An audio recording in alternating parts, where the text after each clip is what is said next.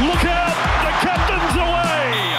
The Rugby League Hour, brought to you by MicroBio Solutions Limited, makers of Effluix, the new way to clean up dairy effluent and wastewater while increasing the fertiliser value of your irrigation in one easy step. Visit microbio.co.nz for more. Strong, powerful, try.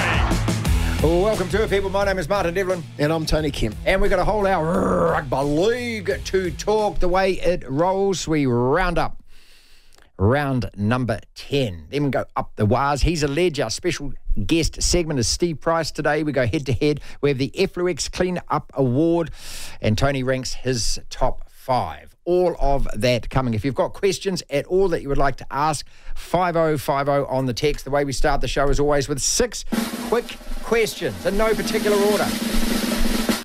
True or false, the Warriors deserved to lose to Newcastle? Yes. They did. True or false, the Warriors are not making the top 4? True. True or false, the Warriors are not making the top 8? Oh, I'm sitting on the fence with that one. Give them a couple more weeks. Come on. Can the Broncos win it all without Adam Reynolds? No chance. Can the Broncos make the top 4 without Reynolds? No chance. Canberra's amazing comeback against Manly. They were 20 points down. Second time in 4 weeks that Manly have had a big lead and blown it once was against the Warriors and Canberra. Did that win from Canberra tell you more about them, or did the loss tell you more about Manly? I think it tells you that Canberra are tough and Manly are soft. Are you happy with the obstruction rule where players are now reaching for the cuddle Sort tackle? it out. Sort it out? Sort it out. It's honestly ridiculous. The Cowboys have lost 5 of 9, 4 in a row. Are they a better team than their results suggest? No. See, I mean, I know it's a ridiculous question, that, because the table doesn't lie. They've lost 4 in a row. Couple to go then. Are the Tigers the dumbest team in rugby league? 11 players on the field at the end, 1 for dissent, got 1 for a headbutt and a hip drop tackle. Only 8 points behind to the answer to that one, Marty, is yes. Multi-choice to finish with then. All right. The top 3 sides, the best 3 sides in the comp are A, Melbourne, Penrith and Cronulla. B, the Storm, the Panthers and the Sharks. C, the 3 teams that are ranked 1, 2, 3 at the moment. Or D, all of the above. I'll go D. All of the above, Tony. Thank you so much for that. The Weekend Roundup. I want to start off with the Roosters because they belted the Broncos big time. They put 40 on them, Tony. I know that the Broncos, as we just said, lost Adam Reynolds. This is a Roosters side that have scored 100 points in the last 2 games. They put 60 on St. George. And I want to bring this up first because the Warriors play them next. How good is this Roosters team? Well, I think they're good at beating teams other than Melbourne Storm and Penrith, which are the 2 teams that they're going to have to beat if they're any chance winning the comp this year. So I can take it with a pinch of salt. Reynolds in the side. It says more about the Broncos with Reynolds being out and them sort of capitulating while he was off the pitch, you know. Can they replace Adam Reynolds? Is there a man going to 7? I don't know. You know, where do they put young Billy Walters into 7? Have they got another one up there like Alfie Langer running around? I just think, you know, the Roosters at the moment, they got the Broncos at the right time, no Adam Reynolds. And that, for me, says a hell of a lot about the 14 weeks that he's going to spend on the sidelines. They're top 4 at the moment. They've won 5, they've lost 4. They lost to the Dogs, they beat the Knights, they lost to the Storm, and then they thrashed St. George, and then they thrashed Brisbane. Okay, so what you're saying is you want to see them play one of those elite sides, and then you'll reserve judgment. That's right. So let's see, like you said in the multi-choice, the Cronulla Sharks are on absolute fire at the moment. Penrith and Melbourne, who for me are the 2 teams that look likeliest to go to the grand final in round 10, let it be that we've still got plenty of rounds to go. They've got to come up against those 3 and they've got to do a job on them. And everyone knows that Penrith and Melbourne have been a bit of a sticky point for the Roosters. But, you know, Teddy's playing for his Origin jersey in a couple of weeks' time. I think they've got the best left centre pairing, wing pairing, and Dom Young and Joseph Manu running around at the moment. Suwali's been talked about making the Origin side with Madge. And their forward pack, just they're big young blokes, mate, that are playing really, really good football. So, you know, can they get those top 3 sides? Time will tell us. Let's park Melbourne and Penrith just for a second, because I want to talk again about Cronulla. And I race this with you every week. They've won 5 in a row. They've had the bye in between that. And of those 5, you've got the Roosters, the bye, the Rabbits, the Cows, the Raiders, St. George. No one's sleeping on them, but how good are they? Do we know yet? Because the other 2 games they played with the Dogs and the Waz as well. So, again, do we need to see them playing, Penrith and Melbourne? Yeah, it's a funny one, this one, isn't it? Because they're talking about the number 6 jersey for New South Wales and Nico Hines. So he went in the Blues jersey. You can argue that he lost them the game when he came on last year. I agree with that. He went in for the Kangaroos. You can tell that he played a big part in them getting 30 points against the Kangaroos. He seems to step into that next level, and his form takes it up. And I'm betting that that's playing on Fitzgibbon, the back of Fitzgibbon's mind, because the likes of Talakai and those other players that are around Nico Hines, he's bringing them on in their own form. So you don't want Nico Hines to go into Origin, and let's say he does make the 6 because they're sitting number 1 at the moment, and have another terrible Origin series, and then come back and his form takes a bit of a hit because everyone else around him is going to suffer.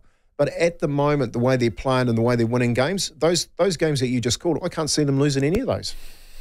So you've got Reynolds out for Brisbane. We're really worried about the Warriors as to, an injury away to Sean Johnson. Good God, what could happen to that team? But it was Pappenhausen that I want to focus on, because this guy just seems to be one of those players who just is constantly getting injured, and they're really bad injuries. He's got another leg break. This is going to take weeks. It's an awful situation and scenario, isn't it? But is he just one of those really unfortunate guys that's just his luck, because matey, that pass he threw inside for Munster to score that try, that was one of the best of the season. I love that. And he can play. To lose that type of player in the form that they've had in the first 10 rounds. Craig Bellamy must be wondering who's got the voodoo doll, that of Pappenhausen at the moment, because he just can't seem to string long periods of football together. Right, yeah. But in saying that, and with a glass half full, young Whaologel that came into the game and scored that try down that left edge off that scrum, and we've been saying this, like, this kid is so exciting. They've been trying to find a place for him, and Pappenhausen, although it's a fracture and it may be 6 to 10 weeks that he's out, you've got this ready-made young 19-year-old kid I looked at him, and when he scored that try, I went, man, that's the closest bloke I've seen to Reece Walsh. Wow. Like, seriously, yep. off the mark, the pace to the outside, went around the centre like he wasn't there, turned the winger inside out. I thought, mate, that's a bit of Reece Walsh. And at the moment, Reece Walsh has got the game locked up. They're talking about his profile being bigger than Wally Lewis's at the moment. At the moment, the Sharks, Storm, Panthers, Dolphins, Seagulls, Roosters, Broncos, Bulldogs, in that order. What about the Bulldogs? In that order. Let's talk about the doggies. Do you believe in them? They've won 4, they've lost 4. They've beaten the Knights. They've just beaten the Tigers. They had the bye in between that. So this is their last few games. They've beaten the Roosters. They lost to Melbourne. They beat the Knights. They've had the bye. They beat the Tigers. So they've won 3 out of 4. Do you believe? Look, I think the more games they win, the better they're going to get. I think the more games with Burton, Kickow, Crichton chirping down at people and saying, look, this is what it's like to win, coming out of that Penrith structure for so many years, then the belief will start to grow. And sitting in the 8 is a great place for the Bulldogs to be. They're going to battle all the way through the year, and success for them in 2024, I think, is making the finals, and they're starting to get that little bit of belief about them. Talking about Nico Hines playing for New South Wales, the bloke looking over that he should be looking over his shoulders, Burton. Like, Burton's been playing some decent football. He's got a decent kicking game. We know what that looks like alongside Nathan Cleary, and you put those two up against Reece Walsh and that, the Brisbane the Maroons back 3, and you've got a bit of a challenge on there, haven't you? So I think the Dogs are not surprising anyone. I think everyone's thought that they've had the team to do it. It's just that combination, Crichton, Kickow and Burton. The longer that goes and the better form that gets in, I think everyone around them, Marty, starts to believe that they can make it. Next 2 games are away the Panthers and away the Raiders. So that's a massive test for them. Just like it is the Warriors. The Warriors have got the Roosters and then Penrith in the Magic round. We're going to talk about the Warriors at length, obviously, in a couple of minutes. The Dolphins, last week they lose at home to the Knights. They look absolutely awful. This week they go to a desperate North Queensland side and they win. They've won 5. They've lost 3. So the games before those 2, they lost to Brisbane. They thrash the Eels. They lose to the Knights. They beat North Queensland. This is a team that plays well every second week. So how can you continue to have faith in them? But look at them where they are on the table, mate. They're 5th. They're sitting there. They've got 5 wins out of 8. And who wouldn't take that at the moment? So they're in 4th spot. There you go. 12 points. So what are we meant to make of them? Well, I think you've got to give them a little bit of a pat on the back for resilience, don't you? You know, like you've got so much going against them. Everyone's waiting for the wheels to fall off. Yes, and me every week. You know, so the coach is and leaving. Every second week they do. The coach is leaving. He's going to Souths. All right, we've told them that for months. You have I don't picked know why you're going to listen to the Aussies for that. We picked that months ago. So he's heading to Souths, but you've got all these players that are out at the moment. So the big signings, the Farnsworth, the Fledger, the Fido, they're out. So they've got all these young blokes, and then they continually turn over this competition, and they sit in fourth position. And I think what you've got to start to believe is that the year that they had in the competition last year has built some resilience around them, and they know how to win football games, given that the competition is so tight this year. So if you don't show up against them, and we'll talk about the Cowboys on the back of that, you're going to get your pants pulled off. We'll talk about that Cowboys side, mate. They've lost 5 of 9. They've lost 4 in a row. Well, when Cody Nikorima steps up and is the player of the match, you know your defence is shit. Seriously. Like when he gets a run of the roost and he can pass the ball over the top here and short passes and play with a dinner suit on, you know that you have a very average defensive side. I reckon you can put a line through the Cowboys. I said this to you a couple of weeks ago. I'm going to give Todd Payton a couple of weeks, but you know what I thought, Marty? Justin Morgan has gone there. Yeah, he's obviously the defensive coach. Yeah, for poor old Morgs. And had a great year last year. There you go. They put a line right through them. I don't think the Cowboys can make it, not with the defence that they've got. So how do you explain them then? I mean, a couple of years ago they were absolutely brilliant. They looked as though they're going to win the whole thing. Then last year they have a bad year. This year you'd think they'd bounce back from that. I'm only just trying to draw a parallel here from the Warriors having a great year, the Warriors having a not so great year, because we seem to have something in synchronicity with this team. Yeah. Well, the thing that they have at the moment that I guess is similar, I think, is the energy in and around their defensive structures. You ain't going to win a competition just by scoring points. You have to stop them. When you're coming up against the likes of the Penriths, the Melbournes, and at the moment the Cronullars and the Brisbanes, they're going to put your line under immense pressure. You know, they've got so much offensive power that if you can't stop them, especially back-to-back sets of 6, then you're going to pay. It doesn't matter how many points you're going to score, because they're going to score a hell of a lot more than you. But if you look at their defensive structures, Melbourne, Cronulla, and of course Penrith, they don't let points in. You know what I mean? They battle, and their energy levels are really high. And at the moment, the likes of the Cowboys, the likes of the Warriors, the likes of those teams that are down under the 8, mate, they just can't defend back-to-back sets at the moment. It's a worrying trend. It must be for Andrew Webster to think, how do I fix that defensive frailty up? Questions for Tony, 5050. We've got a couple of minutes more on this, and then we'll rip straight into the Warriors. And we are going to rip into the Warriors too, because it's just woeful at the moment. Canberra were 20 points down against Manly. I said right at the start of the show, we watched Manly do this, blow a really good lead against the Warriors as well. And I came home and I watched the last half an hour of that game. I was stunned at what I was looking at. And then Manly got the lead back, but then Canberra came back again. This is a Canberra side that had got blitzed 40-0 by the Sharks the week before. And there's a great stat that it's happened like 12 or 13 times in their history. And every time they get blanked for O like that, they come back and win the next game. Was it an extraordinary performance from them, or was it just Manly once again not being able to shut the door? And why not? Well, Canberra they're not going to lie down and just roll over under Ricky Stewart. Ricky demands that type of fight in them, So Canberra, I'm not surprised at that fight back. What I'm really surprised at, and I think the Manly Seagulls are one player away from being a real competition contender this year, like a Kevin Campion or a Michael Luck. Because the problem they have, Daly Cherry Evans comes up with massive errors. He'll throw an intercept pass, or he'll throw the ball on the ground, and it's a pick up and a pass, and they're back and the other team's back in the game. He did it against the Warriors. He did it on the weekend. But there's no one to kick him up the arse. Like, I don't care if you're the skipper.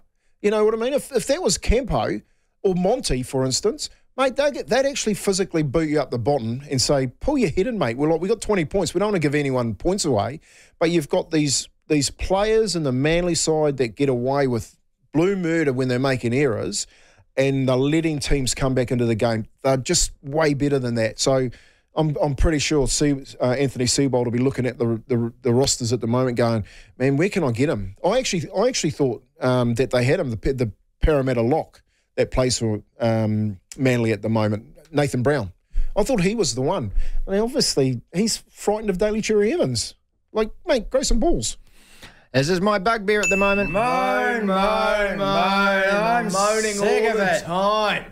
Oh, it's Monday. I got to moan on, all right. The stupid, dumb obstruction rule in Rugby League. It is now being used by the tackling players as a convenient way to milk a penalty. I saw 3 tries denied across the weekend in 3 different games, and on each occasion, the letter of the law is being observed, yes, but in practical terms, the tackler is going out of his way to deliberately make contact with the runner by either running straight into him or wrapping his arms around him to cuddle tackle him, and therefore it's a penalty, and therefore the try isn't awarded. Now, in the Warriors case, it denied Devlin Watene-Zelezniak a try that would have put the team in the lead. I'm not saying that's why the Warriors lost, but it certainly didn't help in a very tight arm wrestle. The bunkers said Ford runs at the chest of Jackson Hastings and creates a disadvantage. The commentators in unison said, he sold it. Look at that, he sold it. That's what we're teaching our modern-day players to do. They're milking it. It's like the English Premier League where players deliberately look for contact, any contact in the box. They hang a leg out there. They go down like a feather as soon as there is any contact and they get a penalty. This is a blight on the game and it needs serious reconsideration. It is farcical. It is obvious what the players are doing. It is making the game look ridiculous. Turning it into a joke. The rule is a fool. Devlin. I'm as bad as hell, and I'm not going to take this anymore. The platform. Tell me I'm wrong. Tell me it's the dumbest rule in rugby league right now. Look, I mean, taking Devlin out in there, we're going to talk about in a minute. But this obstruction rule, Tony, these guys are just, they are milking it. They're making it an obstruction when it's not an obstruction. Yeah, look, Newcastle came up with this lead runner in the sweep play back in '93. That's where this whole structure's come from. And what it's done for me, and like I'm a league purist, I love collision, I love people scoring tries and getting stuck into each other. What it's done is it's now taken the actual competitiveness out of a football game where you actually have to go and beat your team that you're playing against, all right? Like, players are now milking penalties. So you're running and you're rolling your hands around, you're falling over, and you're now looking like you're playing EPL. You're playing for Manchester United. Seriously, some of the decisions that are being made this year, where players that have been obstructed by a lead runner and are at least 20 metres away were never going to get to that player on the outside. No, you saw that on the last night. And the referees, who should have to have a degree to ref in this competition, just make these stupid calls. And look, I think it's bigger than the obstruction rule, Marty. For me, I think it's making a joke out of rugby league, because now.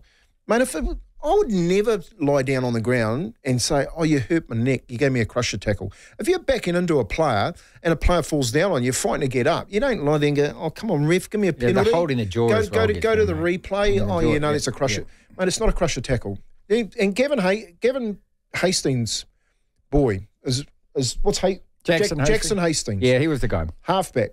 When he went down with that ankle injury, he's trying to get him for falling on the back of his head. Yeah. Missed it completely. Like the slow motion showed you that I think it was Jackson missed it completely. Yeah, totally. And he wriggled around on the ground till he got the penalty. 2 plays later, he's going 100 miles an hour down the left. I know, it's EPL. Oh, superb! Up the wires. How good is that? Where do we even start with this now? Does Andrew Webster make the hard calls this week and start dropping guys? Because guys are out of form. And look, we can pinpoint. I could talk about Devlin. I could talk about Montoya being out of form. We've got no penetration in the centres. Roger, obviously, after 9 games is not working there. The kicking game is pedestrian. Attack-wise, we've got no... I mean, you tell me, mate. I mean, I've got a list of things here. Well, in rugby league, it's really hard to go away from what you've got. You know, especially if you put your faith in them only 10 weeks ago to go out there and win your competition. But when you've got a team like, and we touched on this earlier on in the season, Marty, that hopefully his own narrative doesn't come back to bite him on the arse. During the game on the weekend, I was going, put Roger to fullback and shift Chance to the centre. You know what I mean? Like, Roger needs to be running in an open space. I reckon he's a month away from having to make that decision. Okay, so Chance, yes, he's had a couple of good weeks. Well, it could be over in a month, Tony. I know, but you're best to go down fighting and trying things. And I think one of the logical changes, and everyone knows this, is Roger and Chance. Now, you can actually do that. You can do that during the game as well. You don't need to play Roger full-time in the centres. You can switch them around and give them a bit of a, the same thing we used to do with Ivan and, if you remember, Ivan and Webby. You know, we used to move Webby up, Ivan up in the dummy half and throw Webby on before Ivan retired type of thing. So you can manage that around. But when you're looking at form, I reckon the two wingers are a week away from being dropped. Okay, Montoya. So he gives him another week. Well, and this is the part that you've got to remember is that the coach, he and I'll talk about this in a second, he gives you a hell of a lot of faith. And part of me is saying, well, now that they believe in you that much, it's actually going the other way, that they can actually play badly and know that the coach is going to come out and back me. So if you're reading what he's saying post-game, I have a lot of faith in this group. I know that they're going to come back. They're sitting 2 weeks ago, they're sitting in the change room, they're really dirty. Thank God we can't wait to get the next week. We'll lose again. You know what I mean?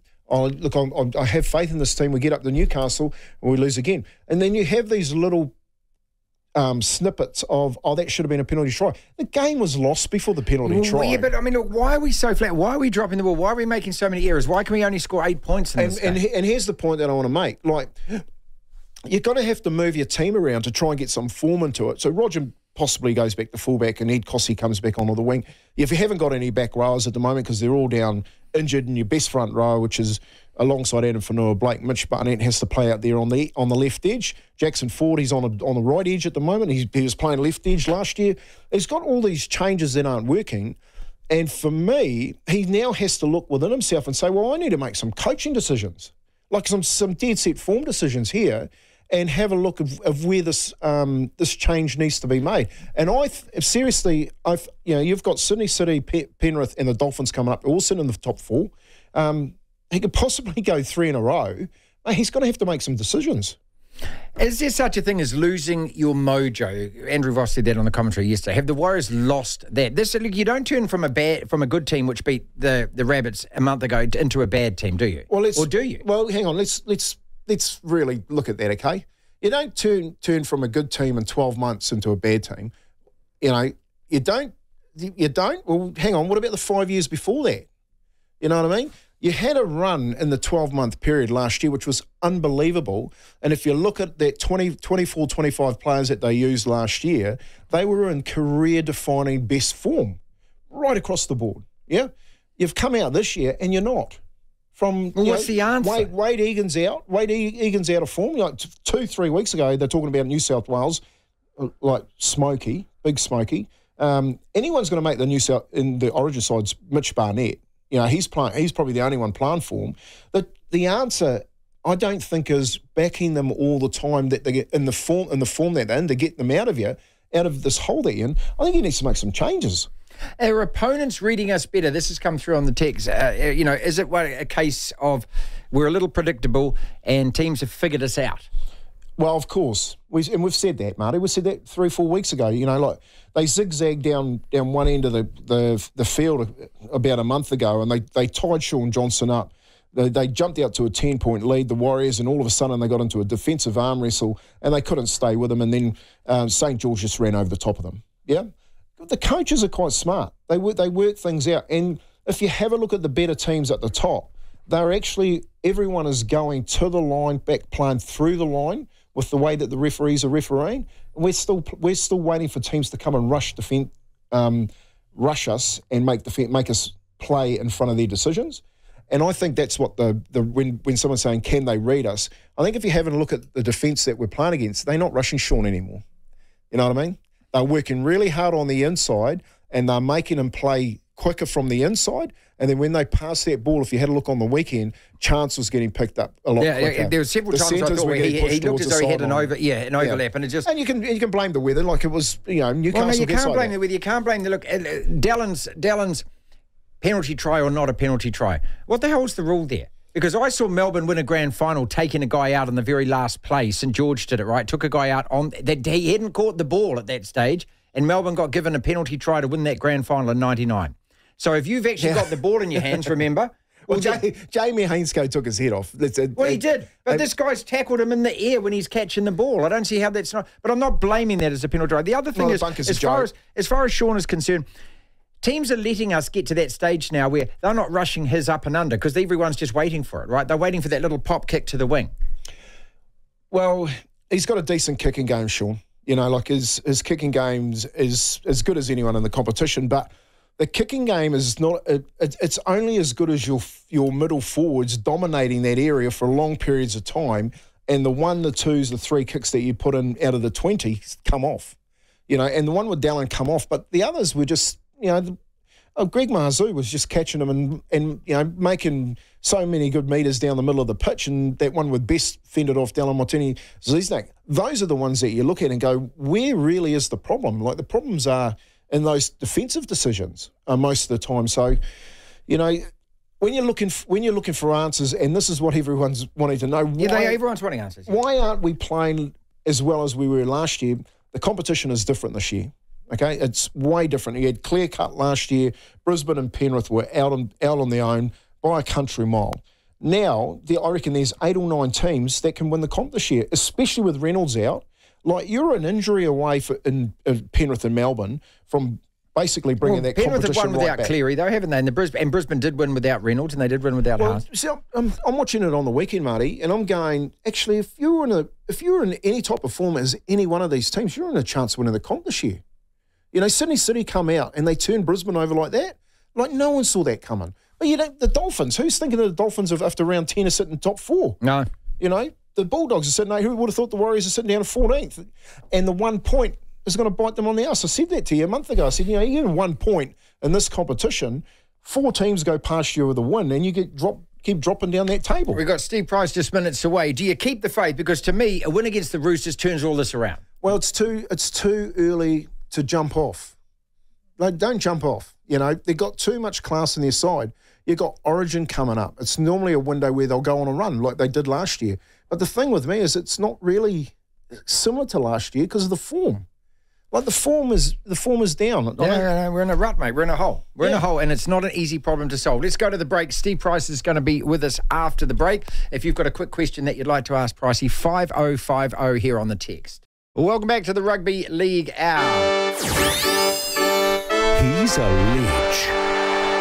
And I'll tell you what, that label attached to this guy, it makes so much sense. 222 appearances for the Dogs. He won a grand final in 95. 91 for the Warriors. 313 in the NRL. Good God. 28 Origins, 16 Australian Tests. What a pleasure. This is Steve Price. Welcome to the show, mate. Thank you for joining us. Hey, mate. How you going? Yeah, good, Pricey. Thanks for coming on, mate. What do you make of the Warriors at the moment, mate, with, the way that they played last year and the way that they've hit the first 10 rounds? Yeah, I thought the season sort of started pretty well, mate, but the last couple of weeks they just look like they're struggling with the footy. Not that it seems really predictable, but the opposition seems to be able to shut them down, and Shawnee's not able to get the opportunities that he sort of had earlier in the season, and probably the middles aren't getting that domination in the middle that they were, which has given the outside backs those chances to score those tries in the corner, and Devlin and Marcelo. So I just think it's as simple as that, mate. They just look a little bit flat. Obviously, been some tough games, been a bit of travel, and probably just need to freshen up a bit and just probably try and get the attack going a little bit. Mate, when you're saying freshen up, because it looks like that to me too, Pricey, like they look a little bit lethargic at stages of the game. The energy's down. And Webby's been talking about losing that domination in the middle. Do you see that when you're watching the games, that maybe they're just getting done over in the middle of the park? Yeah, that's what I was saying before. It just looks a bit predictable. Like, the opposition sort of seems to know what the guys are going to do. They're either shooting up out of the line and making it really hard for the Warriors to get out of trouble. And the opposition kicking game's been pretty good.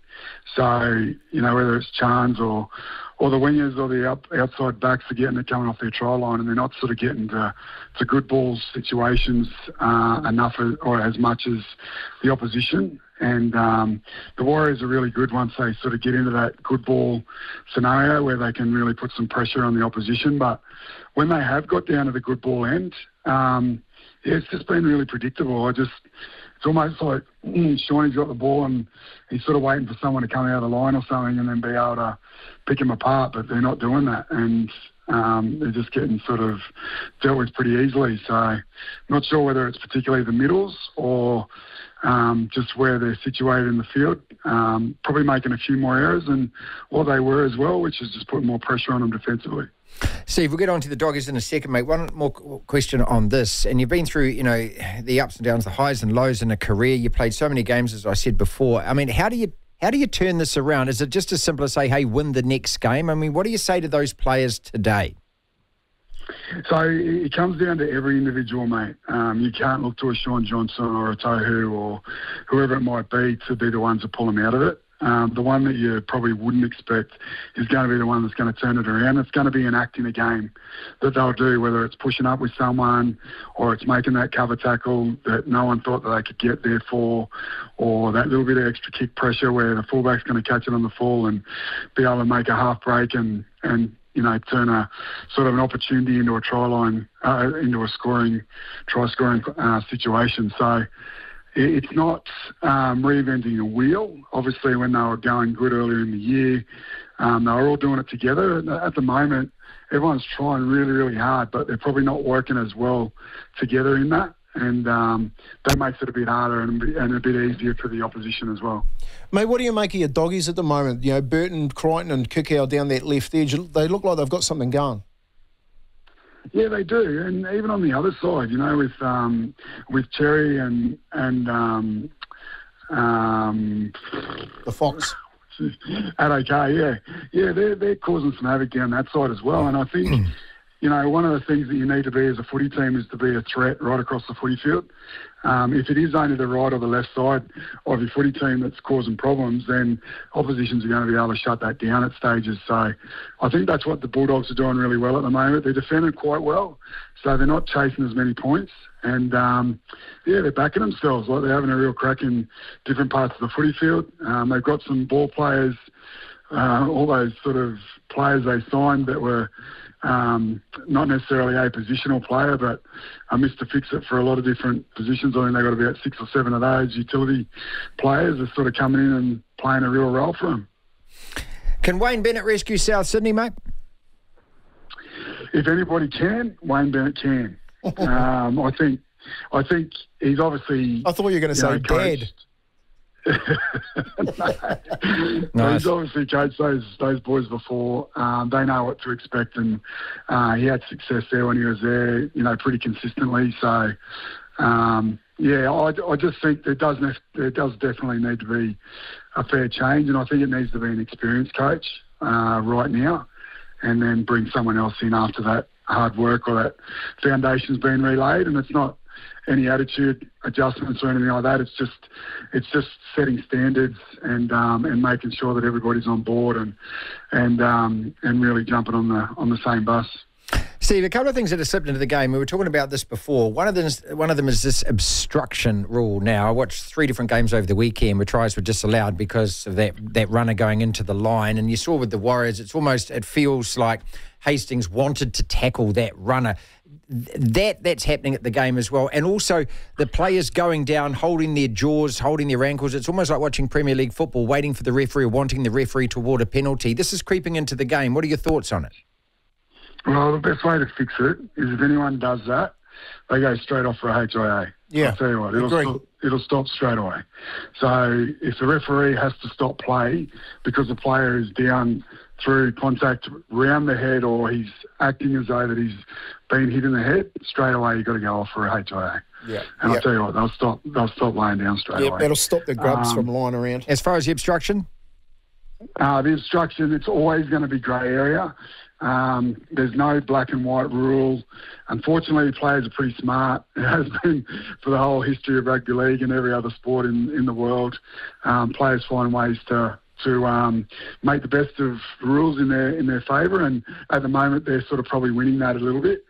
They're making errors defensively and they're being able to cover themselves up by running into a player or making it look as though they can't get to the player that goes through and scores a try, which, if we bring common sense into it, there's been so many tries. I mean, that Tom Trbojevic one, there was another one where the fullback, I think, got taken out or something.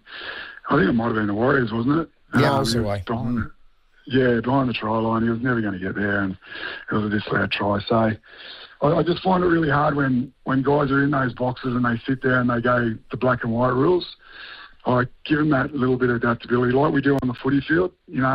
Referees referee, but they have their adjudication styles of the rules. Not always correct, but we allow that. And why don't we do that when we're video ref in the box to just go common sense wise? I'm never going to get there. Let's award the try. It's play on. Yeah. Because they haven't got blokes like you up in the box, Pricey. That's why they've got ex-referees, mate. They've got no idea what they're doing. Hey, a certain red-headed mate of mine tells me that you're getting yourself back in the game. You got some news for us? Are you heading into a CEO's role somewhere, maybe? There's spies everywhere, Pricey. You can't, mate. Everywhere you go, mate. Yeah. People are watching. No, I did hear about a job that was available, so... I was going to put in for it, but I don't know whether I will now because you just... just busted his cover, mate. There you go. That's right, yeah. Does Cam George need to be worried, does he? No, definitely not. No, obviously passionate about rugby league, mate. I'm involved with the Brisbane Tigers as an assistant coach over there and really enjoying that. So, if an opportunity come up and I was the right fit for it, definitely look at it. But my current role as a health and safety advisor in the gas rigs is still going good, mate. So thank you very much for asking. Mate, you're always good on the radio too. You did bloody well at that. You did it for a couple of years. Appreciate your time coming back and joining us, Steve. Thank you so much. Too easy. Thanks, boys. Most enjoyable. Steve Price joining us there. Head to head. Oh, this is easy. You'll get a hiding. This is where Devo serves up 6 up. Okay, so this is simple, ladies and gentlemen. I throw an issue up. We've got 30 seconds to debate each side of it. Tony does not know what the topics are going to be. First topic is Melbourne are living on borrowed time. They are living a false economy at the moment. You're dreaming. You're absolutely dreaming. Mate, they're winning every single game by a score. It doesn't matter. What they do know how to do is win. And that's what a lot of other teams don't know how to do. And, of course, with the best coaster in competition in Bellamy, they'll get through to another final series. And with a young bloke, Fa'alogo, at fullback, if he does play there, mate, will be the next Reece Walsh and Pepinelson put together in that package. Look out.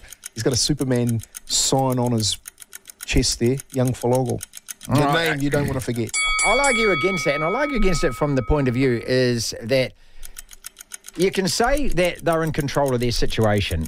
They were a coach try away from losing to the Warriors, and I wonder how much momentum they lose? They didn't. But it's like watching Liverpool in the Premier League, who had so many last-minute winners, and then after a while that luck runs out. You can't win. They've won 6 of their last 7 games, right? They've won 7 in total. You can't win 6 of those matches by 1 point or 2 points. Eventually that comes to bite you, doesn't it? And they've lost Pappenhausen. No. They've got Munster on one leg. It's a hell of a season with Origin in between all of this. And Hughes is out. Yeah, and Hughes has popped a calf. So let's just wait and see. They're living on borrowed time. I win that one 1-0.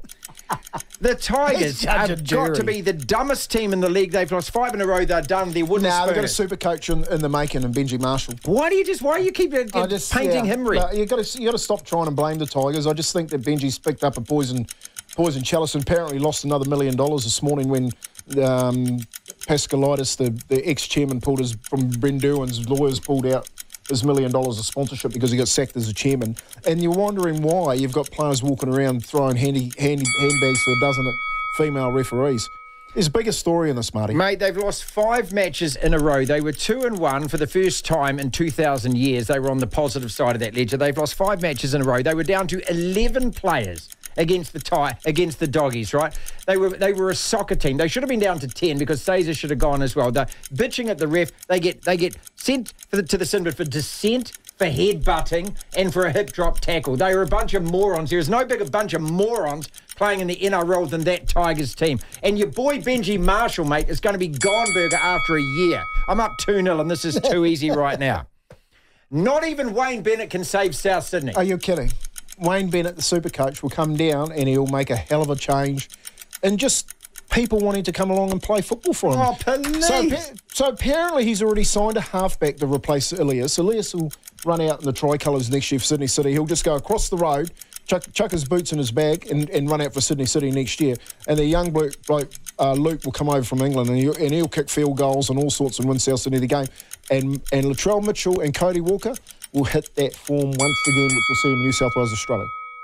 They have painted themselves into a corner, South Sydney, now, where guys like Latrell and Cody Walker have got so much power. It's gone. They're gone, Burger, mate. They don't need Wayne Bennett. They need a broom to sweep that place clean. What, so Wayne Bennett turns up and Latrell goes, oh, I'm going to play again. I'm going to play again because that's what Wayne's normally here, happens. Is That's that what right? normally happens. Well, the guys are flake. Look at the Dolphins.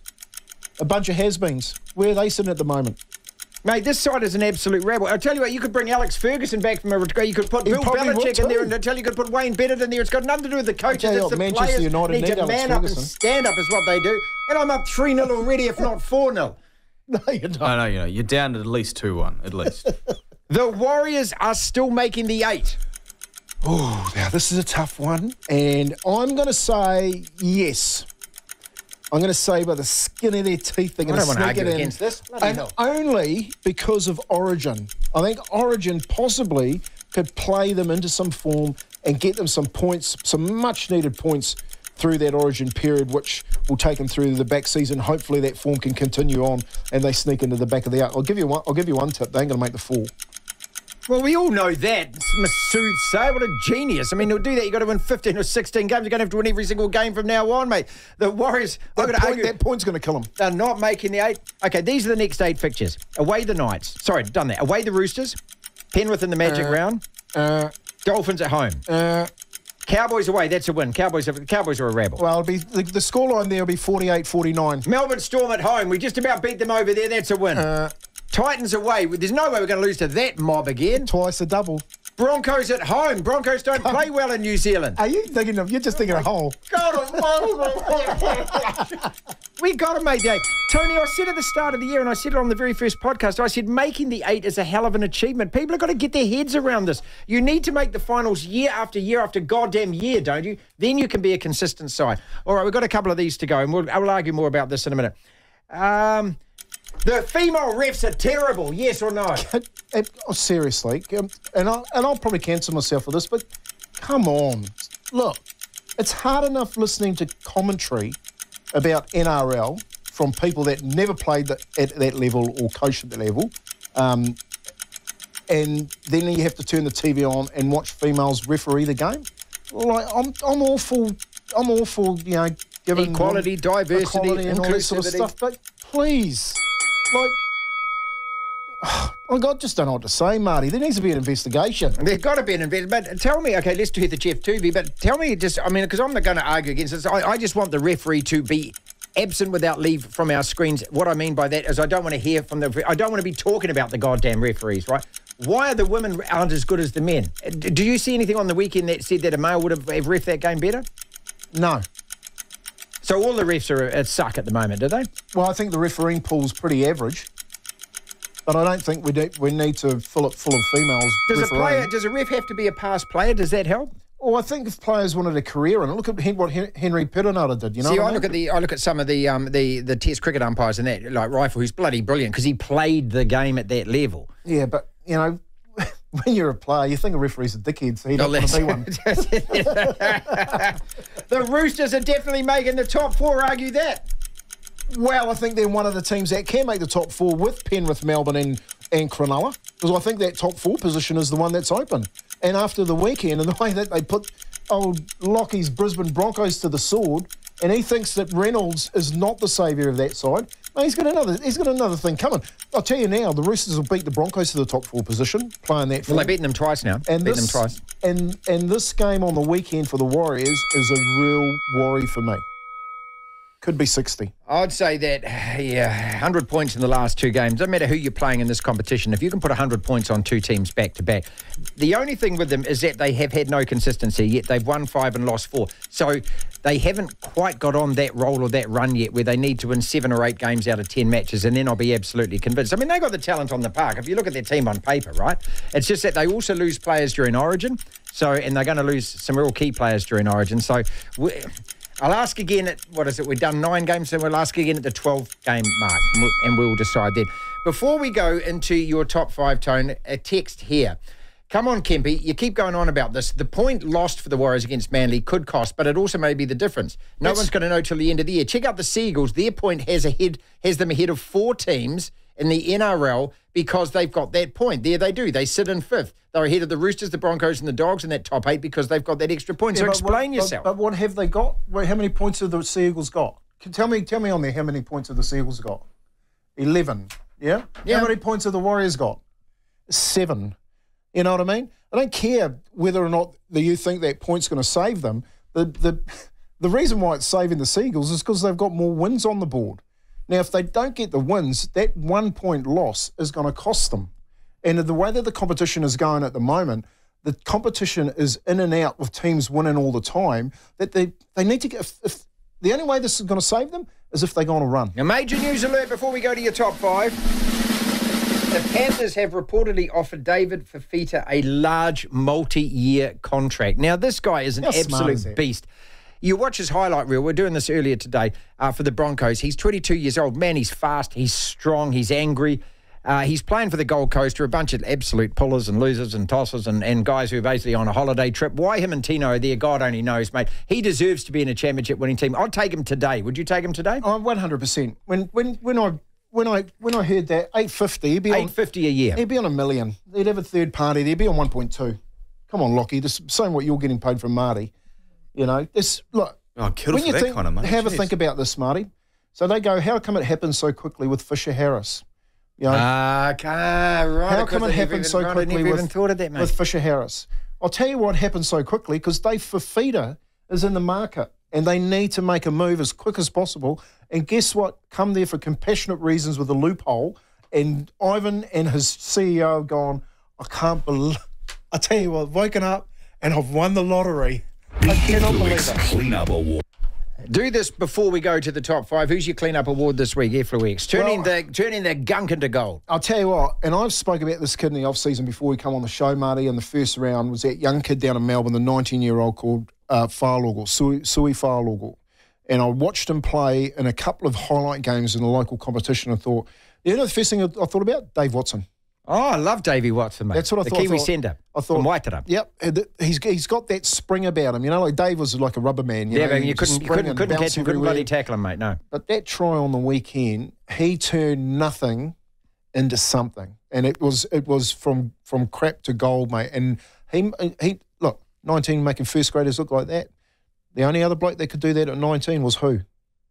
Reece Walsh. He deserves the Efluix Award. And they've got an overlap here. TK's Top 5. We always wrap it up. Top 5 at the moment. Sharks, Storm, Panthers, Dolphins, Eagles in that order. Number 5. I'll give it to the Roosters. They're back.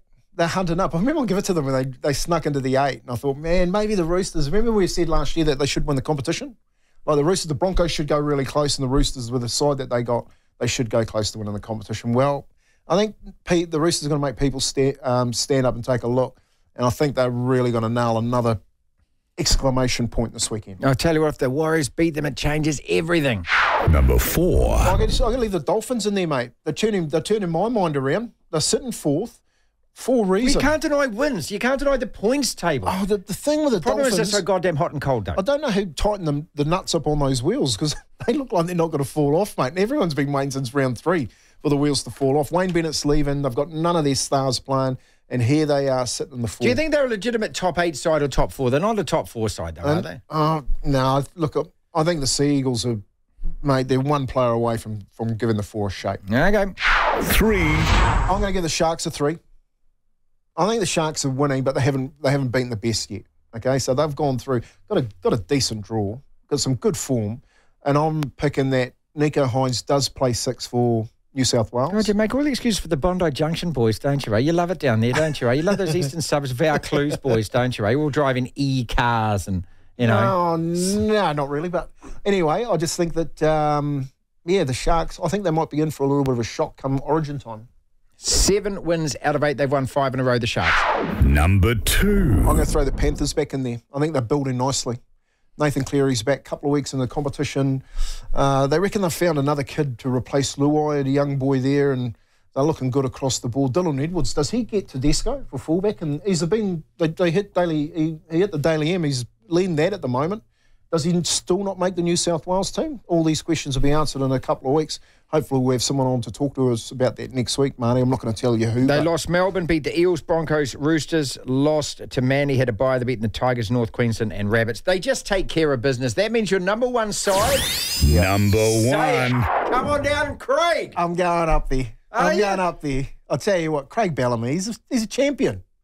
Did you hear that story? Did you hear that story about Cameron Smith when he said, the biggest spray that Bellamy gave? And he said, Bellamy doesn't miss anyone. He basically said, if you've had a shocker and you walk off the pitch, you get sprayed right there and then in the change room in front of everyone. He says, doesn't care who it is, but you don't get to go and watch the game again. You don't get to have a beer.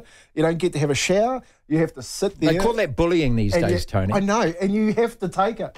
I think that is absolutely fantastic. This is how men deal with men, people. Stop telling us, shut the door of the dressing room, go the hell away, get out. What are you going to do, cry? I'll tell you what, players in 10 years' time, with the way that they're taking all these dives, they'll probably cry. But what happens in the sanctity of that room when you shut the door and a guy yells at you and says something to you? You take that on board, though, don't you? I suppose there are some who are wither and die, but most people, how did most of your teammates react to that? Well, he said the best one. He said the best one he ever heard, and he didn't name the player, was at half time, and the player went out after half time. They were losing. They were at Cronulla and they were losing, and he said they went out at half time. The player turned in the blind. They had the best game ever, and they won it. Yeah. Well, Sir Alex Ferguson used to do that to Rooney. Apparently, he'd come in after he'd been playing a blinder in the first half, and Ferguson would just tear strips of him in front of everyone. Rooney'd be chucking coffee cups all around the room, would go out there angry and play his best football. That's our podcast, people. The man just set up the try. That was the Rugby League Hour, brought to you by MicroBio Solutions Limited, solving environmental issues using green technologies. Visit microbio.co.nz. It started with a Mitchell try.